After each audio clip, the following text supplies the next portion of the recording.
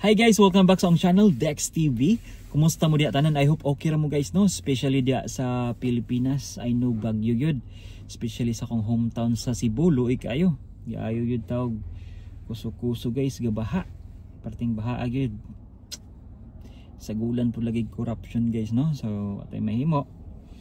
So, for today's video, gidi ay guys, magpa-change tire ko karon. So, into winter tires. So, ako na pong gidala di akong mga ligid guys, no, naka on rims na sad ni siya. So diri sa Canada guys, especially diri sa Quebec province, which is nako diri karon, required me mag-change tires sa mong sakyanan guys starting December 1. Pero mas maayo kung makapa-change tire na me before December 1 kay na mag-snow guys, di makabalo sa panahon, then snowstorm, so delikado kay mag-drive sa dalan guys nga wala ka naka winter tires. So for sure slide ka. So mo din ni siya ang andre guys, no, lantaw guys, mo ni siya akong sitwasyon karon diri. Mo din ni ang gawas guys, no, dari sa Jeffy. So taas gid ang linya guys. So naara nimo guys kung makapaabot ka, first come first serve ni sila diri. So ako willing to wait asad ko. So paabutan na ita. Let's go.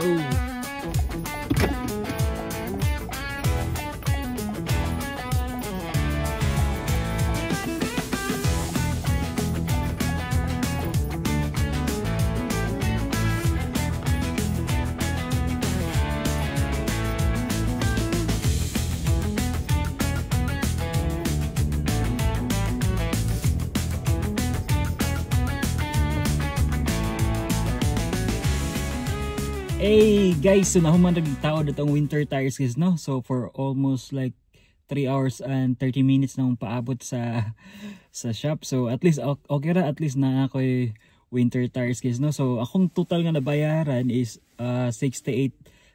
So including na siya ang tax na. So medyo barato ra ilahang singil guys, no? So paingon na ta pa uli guys, mag-store na ta sa ako ang summer tires sa storage guys. Let's go.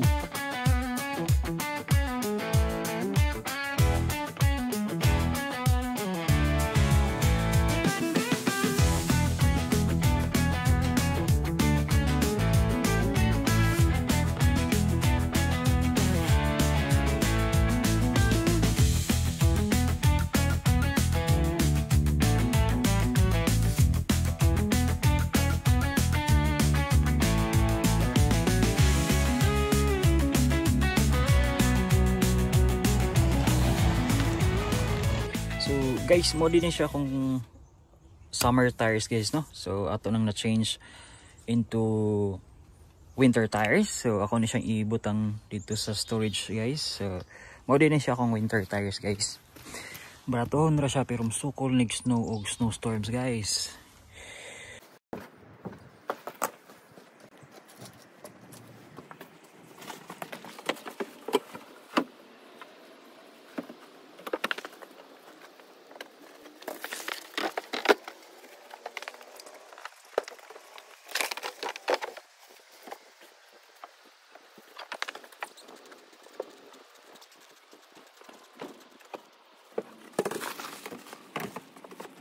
Okay guys, ito lang napaymutan ang summer tires guys, no? So next year na sad na ito magamit. So that's it guys, no? Salamat guys sa paglantaw sa akong YouTube channel guys, no? And see you on my next vlog. Bye!